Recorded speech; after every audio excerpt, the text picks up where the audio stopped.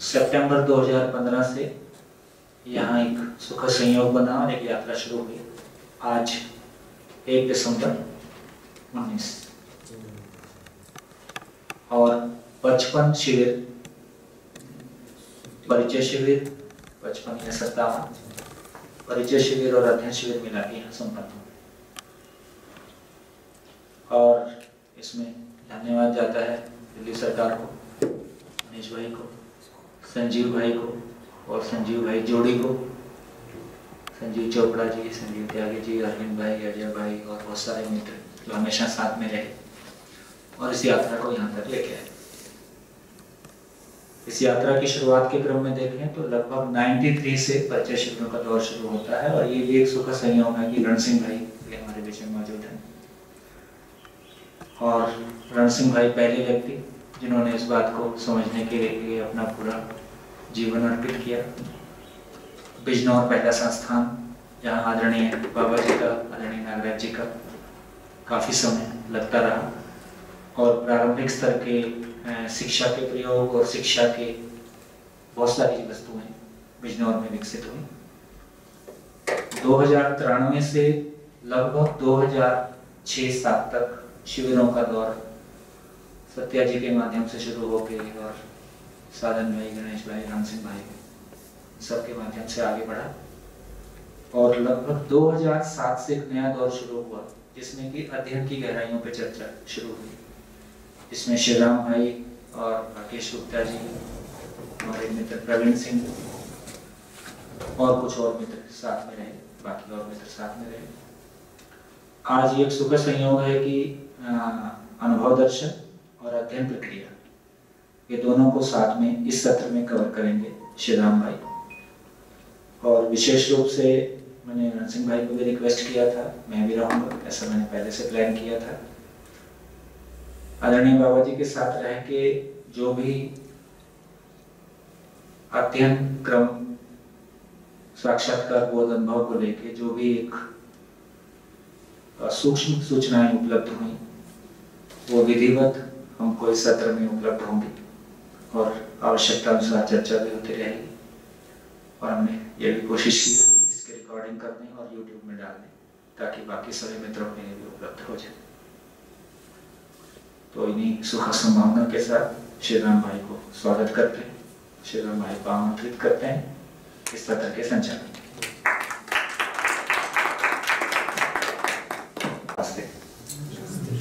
लगभग सभी से परिचय है, फिर भी 2-4 नए चेहरे दिख रहे हैं तो मैं अपना छोटा सा परिचय दे देता हूँ। हम लोग ऐसे रहने वाले तमिलनाडु के हैं। बचपन से मेरे पिताजी पुणे में थे, वो डिफेंस में साइंटिस्ट रहे, रिटायर्ड हैं और मैंने इंजीनियरिंग की शिक्षा प्राप्त की है पुणे यूनिवर्सिटी से। उसके बाद कुछ IT कंपनीज में काम किया हूँ और पहले 1-1.5 वर्ष 2 वर्ष तो कहना चाहिए काम करने का प्रयत्न किया, वो हो नहीं पाया मुझसे। तो कुछ पुस्तकें हाथ लग गई, वेस्टर्न फिलॉसफी की और इकोनॉमिक्स भी, उसको पढ़ते पढ़ते मुझे ऐसा लगा कि ये तो मुझे नहीं करना है, तो करना क्या है ये स्पष्ट नहीं था। बट मुझे याद है कि 2 चीजें मुझ में बहुत क्लियरली बनी थी। एक तो मुझे सब कुछ जानना है, एक ये वाली एक अंदर से एक आवश्यकता बनी, वो सब कुछ क्या है मैं नहीं जानता था। और दूसरा ये था कि जब मैंने बहुत सोचा कि फाइनली इस धरती पर रहकर मैं क्या करूं या क्या छोड़ के जाऊं, तो मुझे लगा कि मेरी कुछ तो एक पर्पस, एक उपयोगिता होनी चाहिए, उसमें मेरा कुछ तो एक भागीदारी होना चाहिए। उस क्रम में मैंने फिर जॉब छोड़ दी और एक संस्था थी आशा, वो भारत में शिक्षा के जो प्रयास हैं उनको वो फंड करती थी। तो मैंने कहा कि मैं आपके लिए फ्री में वॉलंटियर करूँगा। तो पूरे भारत में लगभग 15 स्टेट में घूमा 2002 और 2003 के बीच। उसी क्रम में कानपुर में आज जो संस्थान है वहाँ जाना हुआ और संयोग से मैं केदारनाथ बद्रीनाथ से वापस हरिद्वार आ रहा था और मेरी सेविंग सारी खत्म हो गई। जब ATM कार्ड को मशीन में डाला तो वापस आ गया, पैसे नहीं है। तो मैं सोचने लग गया कि उत्तर तो मिला नहीं और पैसे भी खत्म हो गए, तो क्या करें। तो घर से और कुछ मंगाया, तो मसूरी में शिविर हो रहा था जून 2004 में।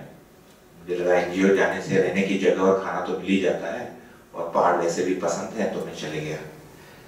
तो वहाँ उन दिनों मुझे हिंदी उतनी नहीं आती थी, मतलब जो पुणे में हम लोग बोलचाल की हिंदी बोलते थे उतना ही आता रहा।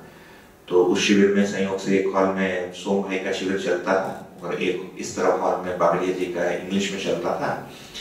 तो पहले दिन ब्रेक के बाद इनका चलता रहा, मैं जाके बैठा 10-15 मिनट, मुझे कुछ भी समझ में नहीं आया हिंदी, तो मैं वापस आ गया, है ना। और उसके बाद बाबा जी नागराज जी का एक कुछ सत्र था, मैं पीछे बैठा था, तो उनकी भी हिंदी मुझे कुछ समझ नहीं आई। 1 घंटा वो बोले, मुझे एक ही लाइन समझ में आया, जीवन सुखी होना चाहता है। तो मैं सोचता रहा कि ये जीवन कौन है ना। तो क्योंकि इंग्लिश में जब इसको रखते हैं तो सेल्फ या आई बोलते हैं, जीवन शब्द का प्रयोग उतना होता नहीं। तो उस समय एक छोटा सा कमरा था बीच में, वही नागराज जी अगले दिन बैठे थे और यूएस से कोई आया था, उनका वीडियो रिकॉर्डिंग ले रहा था। तो मुझे लगा ये कोई इंपॉर्टेंट आदमी है, मैं भी जाके बैठ जाता हूँ। तो वो कुछ बोलते रहे 20 मिनट, उसके बाद वो बाहर आए तो मैं भी उठा। उस समय मैं 26-27 साल का था, वो रहे होंगे 84-85 के। तो बाहर आए और मेरी ओर मुड़ के देखे और उन्होंने कहा कि पहले अपने आजीविका के लिए कुछ करो, उसके बाद इसी को करना, बोल के चले गए। तो मुझे 1 सेकंड लगा ये मतलब महसूस होने में कि इस आदमी ने मेरी स्थिति को पढ़ लिया है, इसको पता है मेरे पास पैसा नहीं है ना, और इनको कहीं से पता चल गया। उसके बाद मतलब जो भी शिविर हुआ वो सामान्य ढंग से मुझे लगा, क्योंकि बहुत सारे लोग उस समय दिल्ली से आए थे और मतलब भोग और सदुपयोग और संबंधों में, है ना, जो भी है प्रॉब्लम, इसको लेकर प्रश्नोत्तर चलता रहा। तो उस सबसे मेरा ज्यादा वैसे भी मन नहीं था उस सबको सुनने में, समझने में। पर एक अच्छा संयोग बना, फरवरी 2005 में सेकेंड टाइम जब ये शिविर किया, तो उसके दूसरे-तीसरे दिन, क्योंकि उसके पहले मैंने जितना भी पढ़ा था मुझे लगा कि मैं जो जानना चाहता हूँ वो अस्तित्व में किसी को पता ही नहीं, मेरी धरती पर किसी को पता नहीं है। ये मुझे नहीं स्वीकृति थी, किसी भी यूनिवर्सिटी में इसकी जानकारी नहीं है। और दूसरे जीवन विद्या शिविर के दूसरे-तीसरे दिन मुझे ऐसा लगा कि ये जिस भी व्यक्ति ने इसको किया है, इनके पास सारे उत्तर आ गए। ये पता नहीं कैसे मुझे लगा, आज तक मुझे नहीं पता कि कैसे मैंने ऐसे समीक्षा कर लिया कि इनके पास सारे उत्तर हैं। पर उसके बाद मुझे जॉब वापस रिज्वाइन करना पड़ा, क्योंकि पैसे खत्म हो गए थे और घर से कोई ऐसे सपोर्ट मिल नहीं रहा था कि तुम करो और हम तुम्हारे पीछे खड़े हैं। तो अगस्त 2006 से, एक्चुअली फरवरी 2006 से लेकर 2010 तक मैंने जॉब किया, फिर अबाउट 5 इयर्स। और उसमें एक संयोग रहा कि हर 4 महीने 5 महीने बाबा जी को मिलने का अवसर मिलता था अमरकंटक जाके। हिंदी की पुस्तकें मुझे उस समय भी पढ़ी नहीं जाती थी, थोड़ा थोड़ा पढ़ता था। और मुझे याद है मानव व्यवहार दर्शन मैंने 4 बार प्रयत्न किया पढ़ने का, और वो 10वें-12वें पेज में आके रुक जाता था, समझ में नहीं आता था। फिर मैंने ये जो भी बोल रहे हैं, किसी दिन तो मैं इसको पूरा पढ़ लूंगा, बट पढ़ने के बाद इसके साथ क्या करना है, अभी तो ठीक है नहीं पढ़ पा रहा, बट किसी दिन पढ़ लूंगा, उसको पढ़ के बोल भी दूंगा। पर फाइनली ये जिसको कह रहे हैं उनके पास समझ है, ये मुझ में कैसे आएगा। तो अभी लौट के सोचता हूँ तो मुझे लगता है जो इंजीनियरिंग एजुकेशन प्राप्त की उसमें एक प्रकार से प्रोसीजरल सोचने का एक ट्रेनिंग बन जाता है। अनजाने में किसी भी चीज के मेथोडोलॉजी को हम सोचते हैं कि ये कैसे होगा, इसके बाद क्या होगा, इसके पहले क्या होगा, इसके क्या लक्षण होंगे। तो मेरा सोच विचार लगभग उसी में केंद्रित रहा। और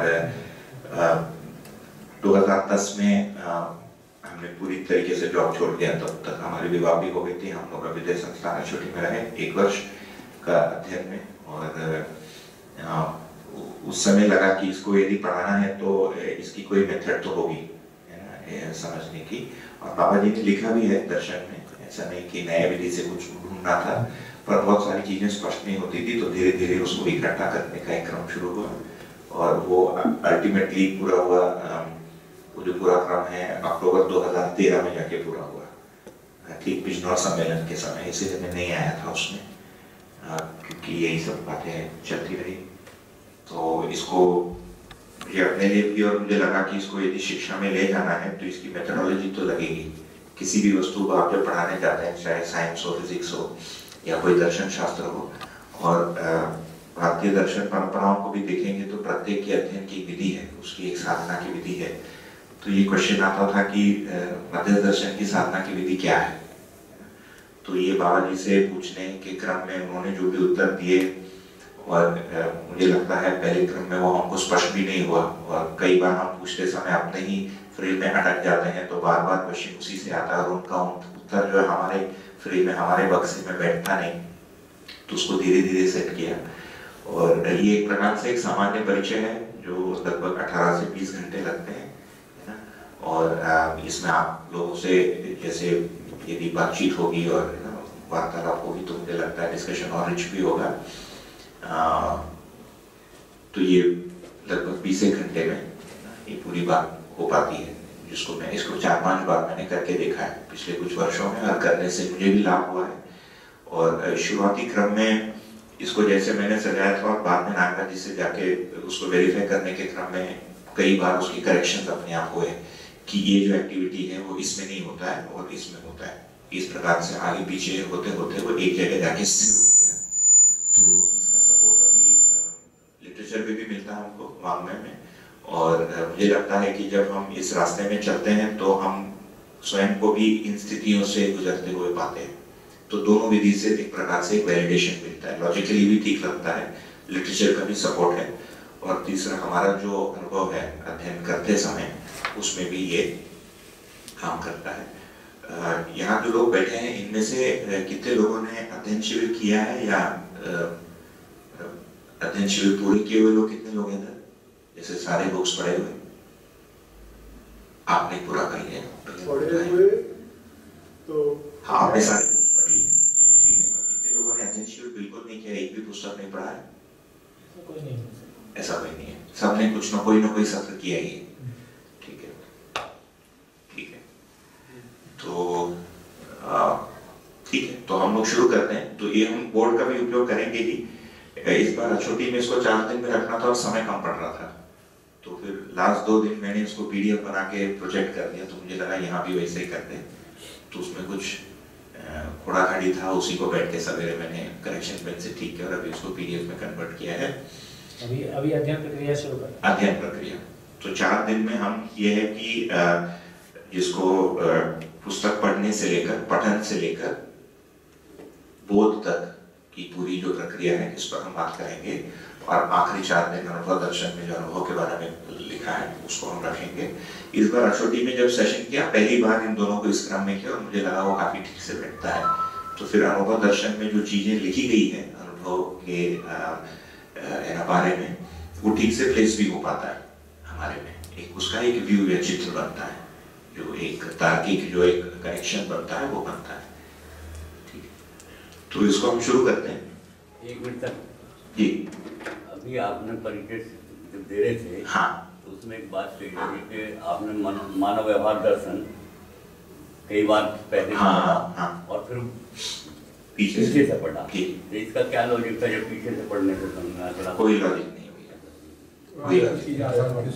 कुछ भी एक आदमी को कहीं से भी कुछ भी समझ में शुरू होता है, पहली बार कुछ भी क्लिक होता है। जैसे परिचय शिविर में किसी को व्यवहार क्लिक होता है, किसी को व्यवसाय क्लिक होता है, किसी को अस्तित्व क्लिक होता है। ऐसे ही है हमारी जो प्रवृत्ति होती है, और उसको आगे हम जब इस शिविर में और आगे बढ़ेंगे, जब जीवन क्रियाओं में और हम बात करेंगे, तो बहुत सारे लोग जैसे सोम भैया, रणसिंह भैया तो मेरे पहले से 10-15 वर्षों पहले से ही इसमें है, तो प्रारंभिक कुछ चीजें तो आप लोगों को पता ही है ना। और क्योंकि सभी के लिए एक प्रकार से अपन कर रहे हैं, तो सारी ही चीजों को आप लेके चलेंगे। तो पहले हम इसका एक ओवरव्यू कर लेंगे, जिसको अवलोकन कहेंगे। तो इसकी भूमिका ये है कि एक तो क्यों समझना है, इसका उत्तर क्या है। यहाँ दूसरे विधि से कहेंगे कि आप लोग यहाँ क्यों आए।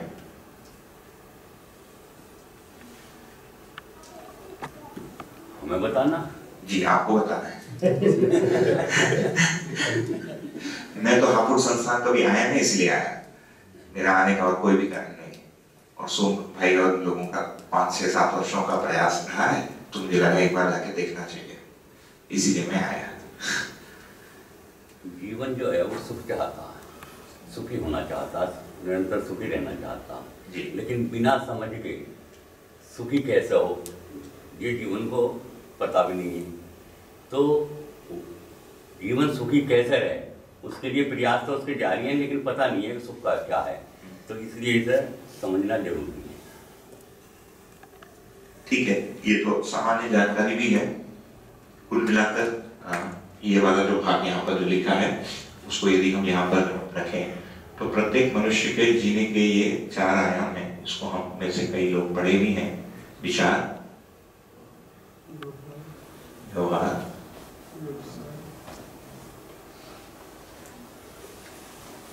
व्यवसाय,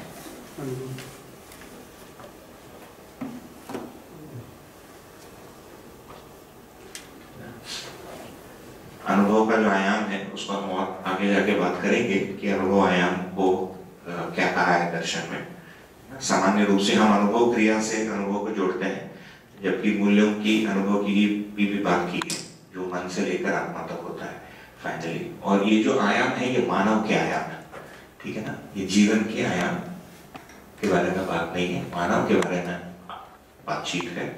प्रथम सुख जो हमको समझ में आता है वो इंद्रिय संवेदना से पता चलता है। ठंडी लगना, गर्मी लगना, है ना, भूख लगना, प्यास लगना, एसिडिटी होना, नहीं होना, शरीर स्वस्थ रहना, इससे कहा है कि सुख भासता है।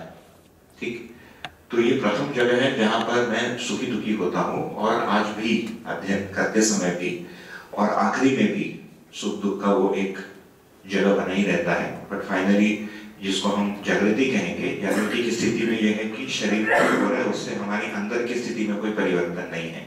बाकी वो संवेदना तो रहेगा ही। जैसे जागृत व्यक्ति को ठंडी लगेगी, गर्मी लगेगी, बिल्कुल ठंडी गर्मी लगती ही है। तो शरीर की संवेदना तो जीवन में आते ही है। तो ये प्रथम जगह बनता है पहचानने का सुख दुख का। दूसरा, मनुष्य के साथ संबंधों में व्यवहार की जगह हम देखते ही हैं सुख और दुख को। तीसरा, जिसको व्यवसाय कहे हैं या कार्य कहे हैं, एक प्रकार से इस आयाम को ही देखेंगे तो ये हमारे जीने का भौतिक आयाम है। तो एक प्रकार से भौतिक, व्यवहारिक, और ये जो विचार वाला आयाम है इसको बौद्धिक भी कहा है। मेरी हो सकता है कि हिंदी की स्पेलिंग थोड़ी अटपटी सी लगे आपको, मुझे जैसे याद है वैसे लिख पाता हूँ। उसको करेक्ट करने के लिए मैंने अभी तक कुछ प्रयत्न नहीं किया है ना, बट करने का योजना है। तो वो द और द में हमेशा कंफ्यूज हो जाता हूँ बौद्धिक में। यदि उल्टा है तो आप ठीक कर लीजिए।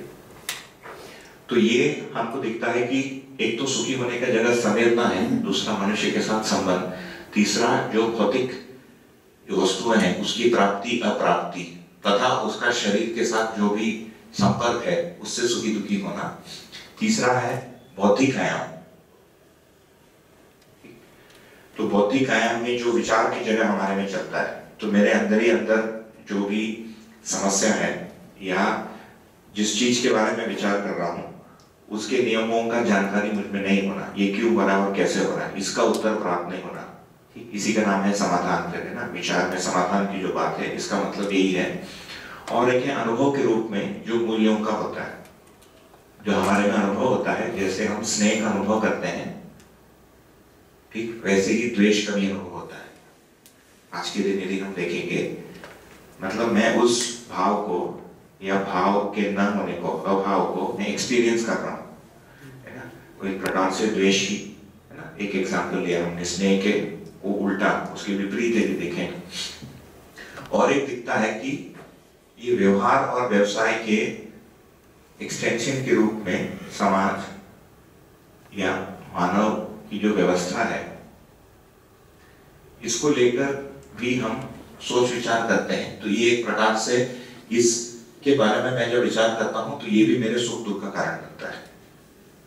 तो कुल मिलाकर यदि देखेंगे तो प्रत्येक मनुष्य, चाहे वो किसी भी धर्म का हो, जाति का हो, वो इतने में परिभाषित हो सकता है। और प्रत्येक मानव का इन जो 5-6 जगह आपको दिख रहे हैं, वैसे देखेंगे तो 1 2 3 है ना, ये 3 हो गया, ये 4 है,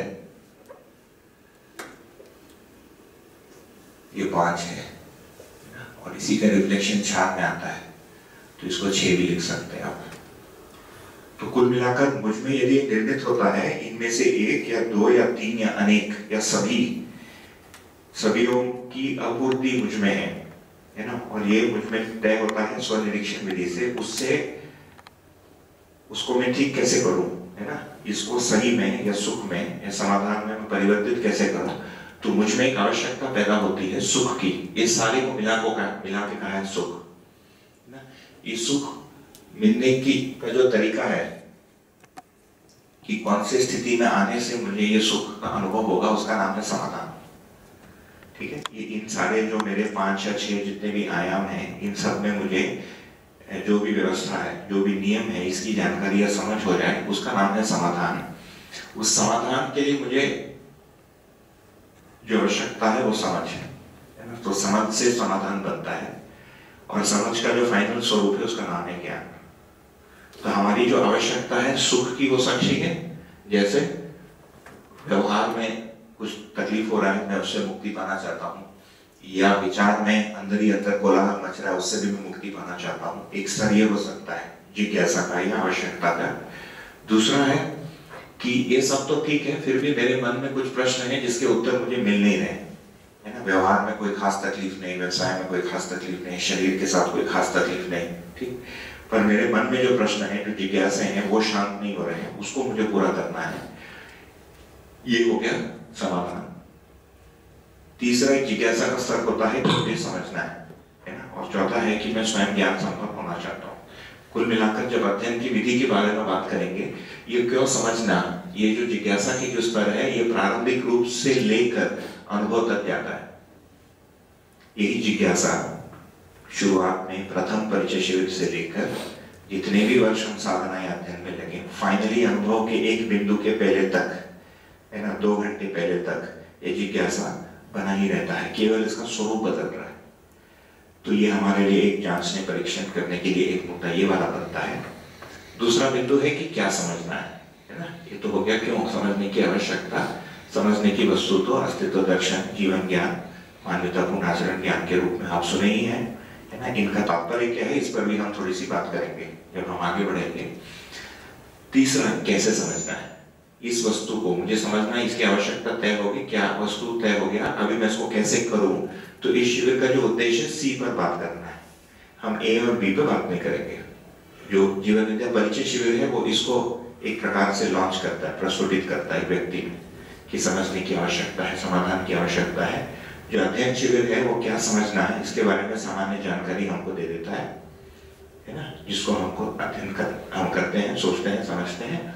और ये जो प्रक्रिया की शिविर है कि हम कैसे इसको करेंगे अपने में, उसके बारे में हमारी बातचीत।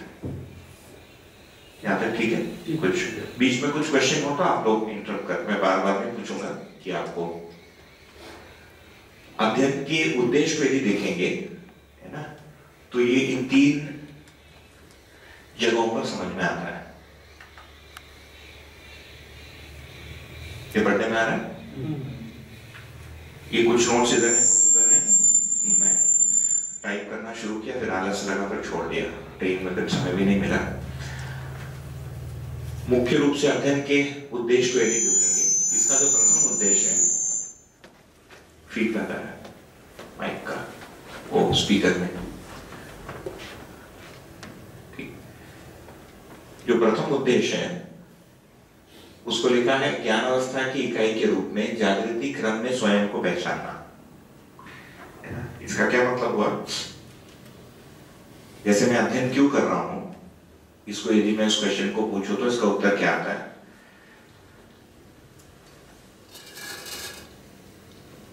इस अध्ययन का उद्देश्य क्या है आप लोगों के अनुसार?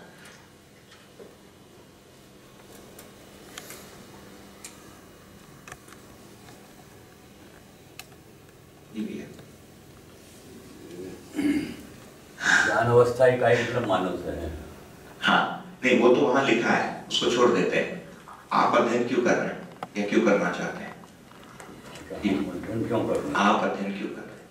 ये भी सह अस्तित्व में चैतन्यता है, हाँ। चेतन वाली इकाई है, हाँ। तो वही मूल स्वरूप है, वही मूल ऊर्जा है।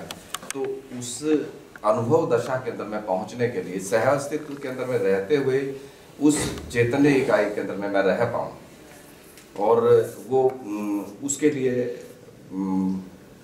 उस वस्तु को पूरी तरह से समझना।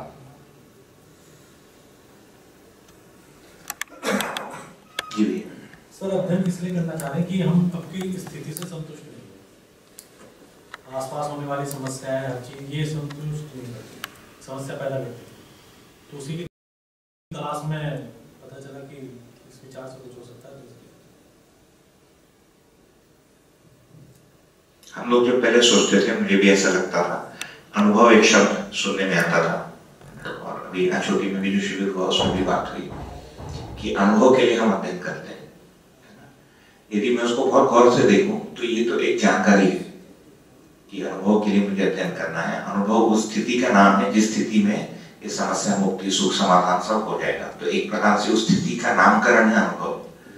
अनुभव वस्तु के रूप में क्या है, प्रारंभिक क्रम में तो हमको स्पष्ट होता नहीं मेरे अनुसार, है ना। इसको बहुत ठीक से देखेंगे तो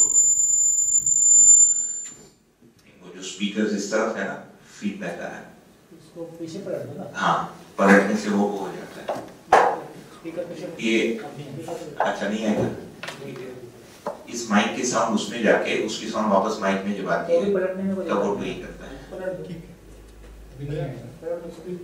पलट नहीं सकते हैं, ठीक है।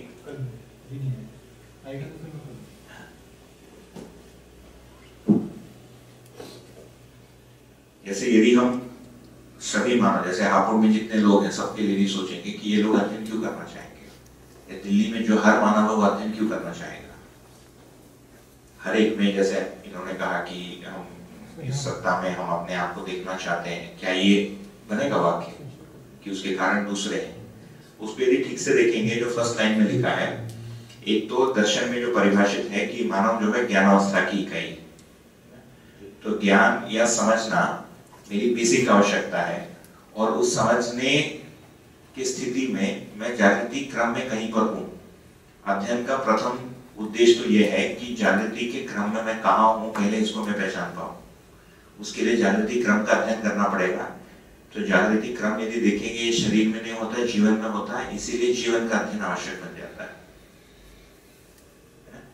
तो जागृति क्रम के अध्ययन का तात्पर्य क्या है उसका हम आगे और चर्चा भी करेंगे। पर कुल मिलाकर अध्ययन का उद्देश्य ये बनता है कि मैं जागृति क्रम में कहाँ पर खड़ा हूँ उसको मैं सही ढंग से पहचान पाऊँ।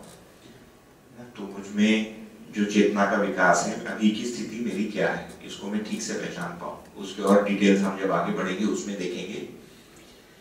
तो ये हमारा प्रयोजन हो गया। प्रयोजन क्या हो गया, एक तो मैं ज्ञान अवस्था की इकाई के रूप में अपने आप को पहचानूं, है ना। ज्ञान अवस्था की इकाई के रूप में पहचानूं का मतलब ही है कि जागृति क्रम में मैं कहाँ पर हूँ।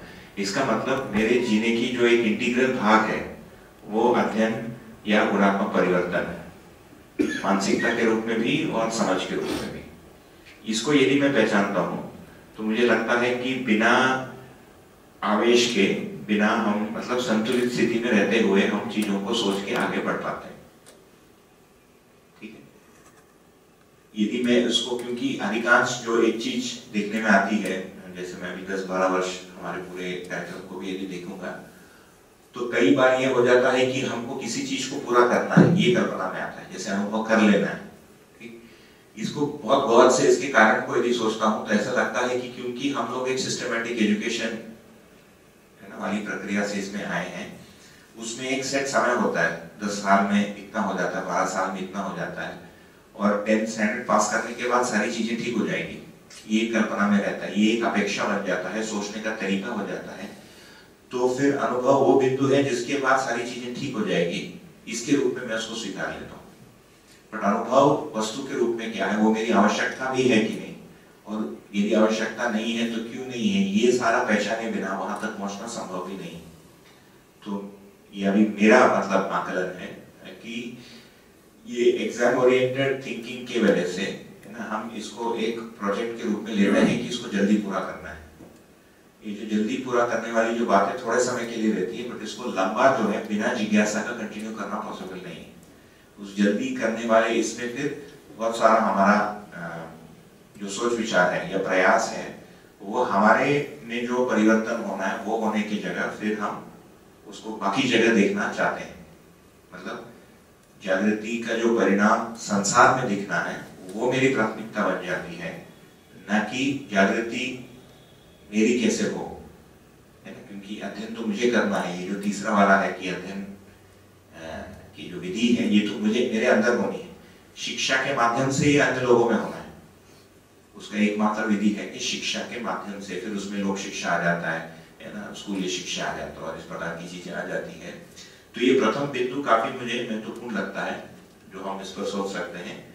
दूसरा है जो उन्होंने कहा कि हमको ज्ञान चाहिए, ये तो एक बात है, ये तो सूचना के रूप में मिल गया, बट सेकंड पॉइंट से तो हर व्यक्ति सहमत होता ही है कि समस्या या दुख से मुक्ति, और ये दुख जो है ये 6 जगह है, 6 में से किसी है ना। तो हमारी जो पीड़ा है, जैसे अनुभव की पीड़ा है, तो आध्यात्मिक पीड़ा है हमारे में, या वैचारिक पीड़ा है, या व्यवहारिक पीड़ा है, या भौतिक पीड़ा है, या शरीर संवेदनाओं से संबंधित कोई पीड़ा है, या बाहर जो व्यवस्था है उसमें कुछ मेरे अनुसार ठीक नहीं है, उसको ठीक करने के लिए फिर मैं अध्ययन कर रहा हूँ। ये 6 में से किसी 1, 2, 3 या अनेक या सभी जो है हमारे समस्याओं का जगह बन सकता है।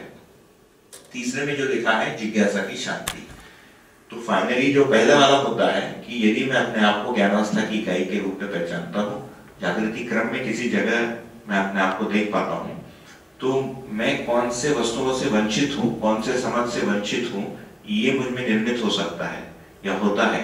इसके आधार पर ये जिज्ञासा की शांति की बात आती है। उसमें जो लिखा है, यदि आप देखेंगे, अस्तित्व संपूर्ण अस्तित्व में जितने भी वास्तविकता है, सभी वस्तुओं के सभी आयामों को समझना, ये कुल मिलाकर अध्ययन का उद्देश्य। ठीक है, अध्ययन का उद्देश्य क्या बना कि ये इस क्रम से हमको समझ में आता है। यदि पहला और दूसरा स्थिर नहीं है और केवल हमने तीसरे वाले को कर लिया, इसमें ये संभावना है कि जैसे कि 10th पढ़ के पास करना है, वैसे ही मेरे लिए अध्ययन और अनुभव भी हो जाता है, और थोड़े समय के बाद फिर ये स्थिति में हम पहुंचने की संभावना बन जाती है कि मैं 4 बार पढ़ लिया और 12 बार बोल लिया, अभी भी अनुभव हो नहीं रहा है। क्योंकि अनुभव फाइनली तो होगा, बट अनुभव की आवश्यकता मुझ में बनेगी और फाइनली अनुभव करना पड़ता है, होगा नहीं, है ना। जैसे अध्ययन होगा नहीं, अध्ययन मुझे करना पड़ता है। तो फिर एक करने वाली इकाई क्या है जीवन में, उसके बारे में हम आगे बात करेंगे। ये दूसरा मुद्दा है, काफी सरल और पहले वाले हैं, बट इनमें से कई बार एक हाथ यदि हमारे ध्यान से छूट जाए तो ये कई वर्ष के लिए हमको, है ना, उसका अभाव, उस क्लैरिटी, उस स्पष्टता का अभाव हमारे प्रयासों के बावजूद भी कई वर्ष के लिए हमको फंसा के रख सकता है किसी एक जगह, है ना। जैसे मैं अध्ययन करते ही जा रहा हूँ और साक्षात्कार हो ही नहीं रहा, ये कुंठा की जगह बन जाती है या बन सकती है। साक्षात्कार होगा कि साक्षात्कार मुझे करना पड़ेगा, तो साक्षात्कार करना यदि पड़ेगा तो उसके पहले मुझे क्या करना पड़ेगा, उसकी क्या योग्यता है, ये सब पहचानना जो है अध्ययन की विधि में हम देखेंगे। जी भैया। जैसे मैं अभी अपना देखूं अध्ययन का, माइक दे दीजिए। हाँ, एक माइक। हाँ, उसको आप स्थिर भी करना चाहते हैं क्या? मतलब फिर आप बैठ पाएंगे आराम से? नहीं, तो आप करिए ऐसा, ठीक है। हॉल वाली ऊंची कुर्सी आप ना रख लो, ठीक है। आराम से बैठो। बैठने के लिए फ्री है कुर्सी। मुझे तो लगा उसको छोड़ देते हैं, फिर वो सुनने वाली की बात है तो हो जाएगा पर्याप्त उसका पर्पस। जी। जैसे अभी अपना देखें तो पहले तो शुरू में जिज्ञासा ही रहती है, क्यों हो रहा है, कैसे हो रहा है, तो जब उसका जवाब नहीं मिलता तो उससे सुख और दुख कनेक्ट हो जाता है। पर जब से विद्या को, अध्ययन को सीरियसली लेना शुरू हुआ है, तो मोटा मोटा ये बात मुझ में अब बनती है कि विचार में ही समाधान होगा। तो विचार में जब समाधान चाहिए तो उसके गुरु मूल्य को ठीक करना पड़ेगा, और अंत अनुभव ही सबसे बड़ा गुरु मूल्य वही है जिसमें ये सब समाएंगे। तो इसलिए अब मुझे जरूरत होती है कि अनुभव पे ही जाना कंटिन्यूसली, क्योंकि गुरु मूल्य से ही लघु मूल्य सब सेट होगा, तो वो सब समझ में अब आता है और विश्वास भी बनता है। तो ये सोचने के लिए बिंदु बनता है कि पहले मैं समझूंगा उसके बाद अनुभव होगा, कि पहले अनुभव होगा उसके बाद समझ आएगा, या अनुभव के साथ ही समझ आएगा। अभी तो ऐसा मेरे को, जैसे अगर मैं वर्तमान स्थिति में अपनी ईमानदारी से बताऊं तो उसमें ये है कि समझने से अनुभव होगा। समझने से मतलब ये जो भास आभास प्रतीति का मामला है, वो एक बार ठीक से कल्पनाशीलता सेट होती चली जाएगी, फिर आगे आगे कर्म बढ़ता चला जाएगा। ऐसा मैं अभी अपने में देख पाता हूँ।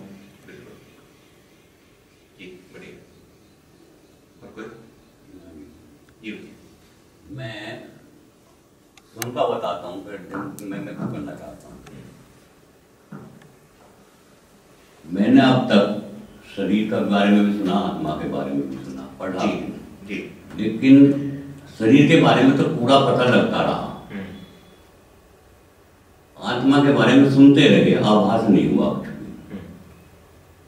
और पढ़ा भी तो कहीं पिन्नों बराबर पढ़ा, कहीं मुष्टा बराबर पढ़ा, कहीं पूरे शरीर बराबर पढ़ा, कहीं कुछ पढ़ा, कहीं कुछ पढ़ा। तो ये भी नहीं लगा कि आत्मा है भी या नहीं है, या वैसी कोई बता रही है सर।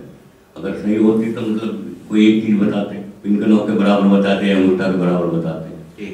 जब मैं यहाँ परिचय शिविर में आया तो कुछ जीवन क्रियाएं पढ़ी, जीवन को पढ़ा।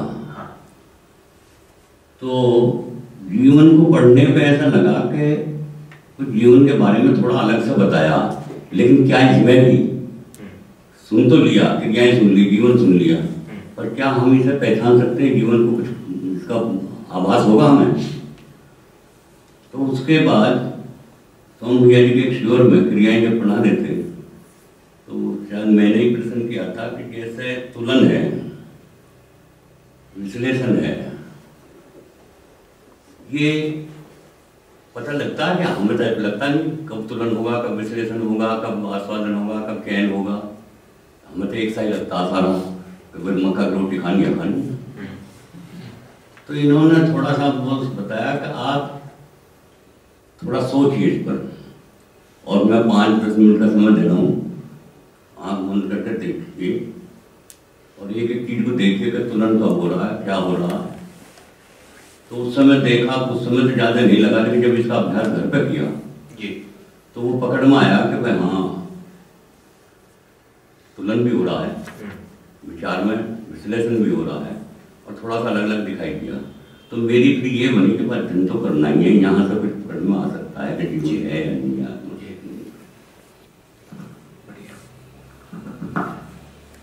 तो क्योंकि अध्ययन के बारे में बात हो रही है तो अध्ययन की परिभाषाओं को देख लेते हैं थोड़ा सा। अध्ययन को 3 विधि से बताया है, वो तीनों विधि के जस्ट शॉर्ट मैंने 2-3 शब्द यहाँ लिखे हैं। पहले में लिखा है शब्द, अर्थ, अस्तित्व में वस्तु को पहचानना। तो जैसे उस समय नागराज जी से जो भी लोग मिलते थे और पूछते थे अध्ययन का मतलब क्या है, तो यही बोलते थे हर शब्द का अर्थ होता है, उस अर्थ के स्वरूप में अस्तित्व में वस्तु होता है ना। शब्द ज्ञान नहीं है, वो वस्तु समझ में आना ही ज्ञान है। तो उसको और एक बार पूछे तो बताते थे पानी एक शब्द है, पानी एक वस्तु है। पानी शब्द बोलने से तृप्ति नहीं होता, पानी वस्तु से ही तृप्ति होती है। तो मुझे तो उसको समझने में काफी समय लगा कि क्या बोलना चाह रहे हैं इसमें, है ना, कि पानी शब्द और पानी वस्तु और शब्द और अर्थ। तो इसको यदि हम इसको और आगे देखेंगे, दूसरा एक परिभाषा आया है, यहाँ लिखा है अधिष्ठान के साक्षी, है ना। अधिष्ठान के साक्षी एवं अनुभव के रोशनी में स्मरण पूर्वक किया गया क्रिया, प्रक्रिया एवं प्रयास, ये दूसरा परिभाषा है। और जो तीसरा परिभाषा है वो आया है श्रवण मनन साक्षात्कार बोध। ठीक है, तो साक्षात्कार होना बराबर अध्ययन, श्रवण मनन साक्षात्कार की संयुक्त प्रक्रिया अध्ययन है। ये तीनों जब एकत्रित हो जाते हैं इसका नाम अध्ययन है। ठीक है, केवल श्रवण हो गया वो भी अध्ययन नहीं हुआ, केवल हम मनन किए वो भी अध्ययन नहीं हुआ, साक्षात्कार होने से उसको अध्ययन कहा। ये तीसरी परिभाषा है। इन तीनों ही परिभाषाओं को हम थोड़ा सा भी बात कर लेंगे, फिर लंच का भी समय हो रहा है, 1:30 बज गए, तो ब्रेक कर लेंगे। वापस आके हम जब भी आगे बात करेंगे तो इसका संदर्भ फिर आएगा, तो वापस हम इस जानकारी पे आ सकते हैं, है ना। कुल मिलाकर अध्ययन विधि समझ में आना मतलब ये परिभाषा समझ में आ जाएगा। ये जो 2 या 3 परिभाषा है फाइनली इतने को ही समझना, इसी के अंदर फिर सारा ही दर्शन, है ना, वाद, शास्त्र, तीनों चीजें हमको इसी में मिल जाती हैं। इस पहले वाले शब्द को देखिए, पहले वाला यहाँ पर तीसरे में नंबर पे लिखा है, बट ये इसमें ज्यादा इजीली वो होता है ना, इसमें ज्यादा इजीली समझ में आता है। जैसे हर शब्द का अर्थ है, उस अर्थ के स्वरूप में अस्तित्व में एक वस्तु है ना। जैसे श्री राम एक शब्द है, श्री राम एक वस्तु है, गाय एक शब्द है, गाय एक वस्तु है। यदि मैं ये बोलना शुरू करूं कि गाय शब्द है और एक नीली गाय हापुड़ में है ना, और वो 5 फुट बड़ी है, तो ये मैं जैसे जैसे बोलता हूँ आपकी कल्पना में ये गाय का चित्र जो है फैलना शुरू होता है। या दिल्ली शहर का यदि मैं वर्णन करूं तो उसका जो चित्र है ये धीरे धीरे कल्पना में आता है। इससे मुझ में एक अनुमान बनता है कि दिल्ली ऐसा है, या हापुड़ में जो गाय है ये ऐसी है। इस घटना का नाम है भास होना। इस चित्र, ये जो चीज मुझ में भाषा के अर्थ के रूप में मुझ में जो चित्रित हुआ, इसके आधार पर वो वस्तु मुझे दिखी अपने में, है ना, और वो क्या दिखा उस पर हम आगे बात करेंगे। तो ये घटना का नाम है भास होना। किसी समय में मैं उस गाय को सीधा देख लेता हूं, उसका नाम है साक्षात्कार। ठीक है ना। तो अध्ययन का, यदि हम अध्ययन के यात्रा को यदि देखेंगे तो शब्द को सुन के पहले शब्द का स्मरण, शब्द के अर्थ का श्रवण, शब्द का जो अर्थ है हमारे कल्पना में आना, उस अर्थ के स्वरूप में अस्तित्व में वस्तु हमको सीधे सीधे दिख जाना, उस घटना का नाम है साक्षात्कार। ये तीनों चीजें जब हो जाती हैं तब हम कहेंगे कि हमने अध्ययन किया, अस्तित्व में वस्तु को हमने पहचाना कि न्याय है, जीवन है, व्यापक है ना। इसके पहले ये हमारे लिए अनुमान है, यह सूचना है, यह स्मरण है। तो ये जो तीसरी परिभाषा है, यदि इसमें देखेंगे हमारा कल्पनाशीलता, इसमें एक शब्द आता है तदाकार होना। तो आप उसको बुक में कहीं पढ़े होंगे, पर ज्यादातर बाबा जी के साथ, नागराज जी के साथ जो संवाद हुए हैं उसमें काफी सारा वो लोग बोलते ही रहे। अध्ययन शिविरों में भी इस भाषा का प्रयोग होता है कि कल्पनाशीलता का तदाकार होना। तो तदाकार होने का मतलब क्या है, इसको आगे भी हम जाकर और भी देखेंगे। बट कुल मिलाकर तदाकार होने का एक ये मतलब है कि जैसे मेरा बिजनेस है तो दिन रात मेरा मन उसी में लगा रहता है ना, कि इसमें अभी क्या हो रहा है ना, और कल मैं इसमें क्या करूं। ये हो गया तदाकार होना। किस पे हुआ है? बिजनेस पे तदाकार हुआ।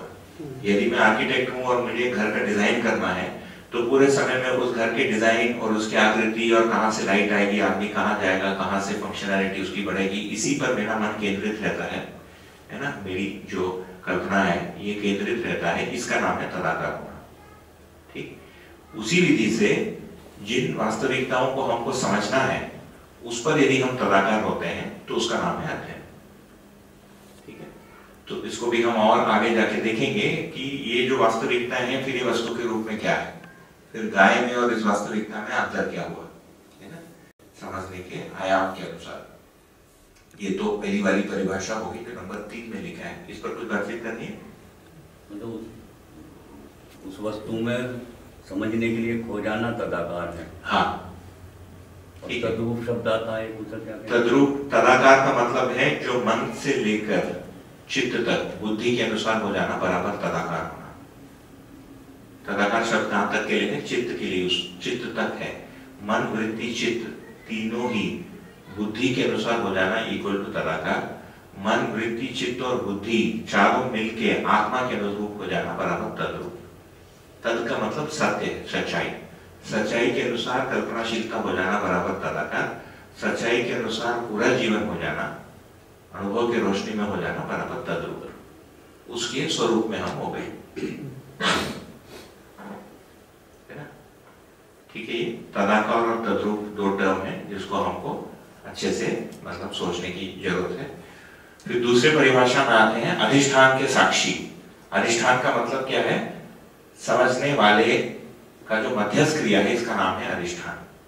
उसको अधिष्ठान इसीलिए कहा है क्योंकि उस पर मतलब वो हिलता नहीं है, उस पर सम विषम आवेश का कोई भी प्रभाव पड़ता नहीं, इसलिए आत्मा का नाम है अधिष्ठान।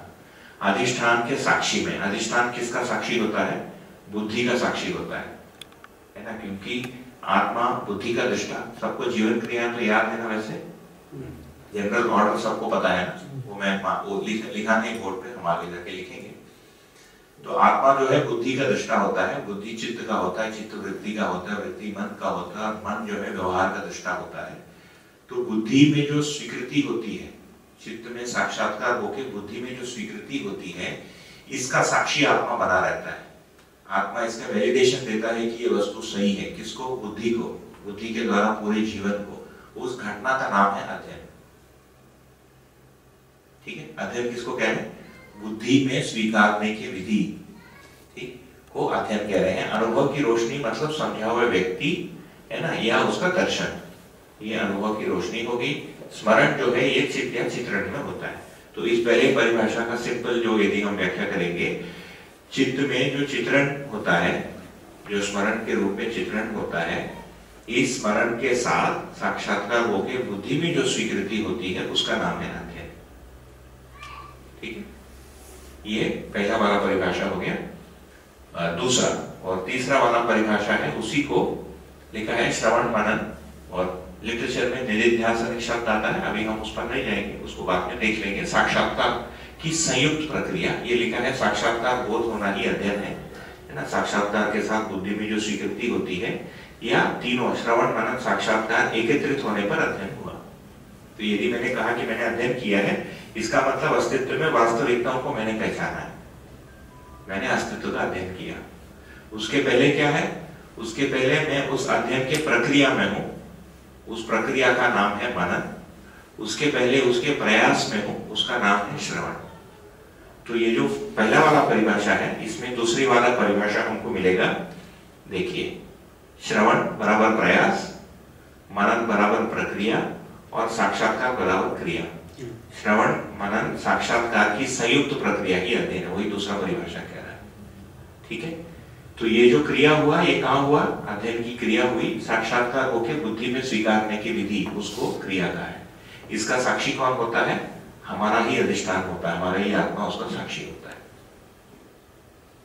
ठीक है, ये तीन परिभाषाएं अध्ययन की। नीचे लिखा है अवधारणा होने तक अध्ययन। थोड़ा सा और क्लियर करो, जैसे अधिष्ठान के साक्षी, अनुभव की रोशनी, तो अनुभव की रोशनी जो है किसे कहेंगे? मतलब अस्तित्व कहेंगे, किसे कहेंगे? नहीं, जो अनुभव संपन्न जीवन है और उनके द्वारा जो दर्शन है, जैसे ये जो परिभाषा है, ये अनुभव की रोशनी में दिया हुआ परिभाषा है ना। यह अस्तित्व में रूप गुण स्वभाव धर्म होता है, हम पढ़ते हैं, है ना। व्यापक वस्तु होता है, पारगामी है, पारदर्शी होता है, ये हम समझ सुनते हैं, ये सब अनुभव की रोशनी है। तो बाबा की तो अनुभव की रोशनी हुई है ये। हाँ, बाबा जी की अनुभव की रोशनी पुस्तकों के माध्यम से हमको उपलब्ध है। हाँ। अब अधिष्ठान के साक्षी में मतलब ये बुद्धि को स्वीकार हो जाए, ऐसा कहेंगे? हाँ, बुद्धि को स्वीकारता है, ये दर्शन स्वीकार हो जाए, बुद्धि जो है वास्तविकता को स्वीकारता है, और उस स्वीकारने को आत्मा वैलिडेट करता है कि ये सही है, इसका नाम है अधिष्ठान का साक्षी। ठीक, ये अध्ययन के तीन परिभाषा। अध्ययन कहाँ तक है? अध्ययन का बोध, उस स्थिति का नाम है अवधारणा। अध्ययन बोध पूरा होने तक अध्ययन है, या दूसरे भाषा में बोध होने तक अध्ययन है, उसके बाद अनुभव। तो बोध को कहा है जानना मानना, अनुभव को कहा है जानने मानने की तृप्ति बिंदु। मतलब पूरा ही जान लिया, मान लिया, अब जानने मानने के लिए कुछ बचा नहीं, उसका नाम है अनुभव। उसके पहले है बोध, जानना मानना, उसके पहले है पहचानना, साक्षात्कार, उसके पहले है मानना और पहचानना, मनन और श्रवण। यह अध्ययन की परिभाषा। एक बार फिर से बताएंगे, साक्षात्कार और बोध में क्या साक्षात्कार के यहाँ एक ही शब्द लिखा है, साक्षात्कार बोध होना अध्ययन। हाँ, साक्षात्कार प्लस साक्षात्कार का बोध होना बराबर अध्ययन है, ये दोनों एक ही साथ होता है। हम अभी बहुत सारा बातचीत इस पर करेंगे, साक्षात्कार क्या है, साक्षात्कार से बोध में क्या होता है, इस पर हम करेंगे। कल पर परसों तक वहां पहुंचेंगे, या आखिरी दिन पहुंचेंगे लगता है, या चौथे दिन। आज तो आधे दिन से शुरू कर रहे हैं। ठीक है, ये अध्ययन की परिभाषा।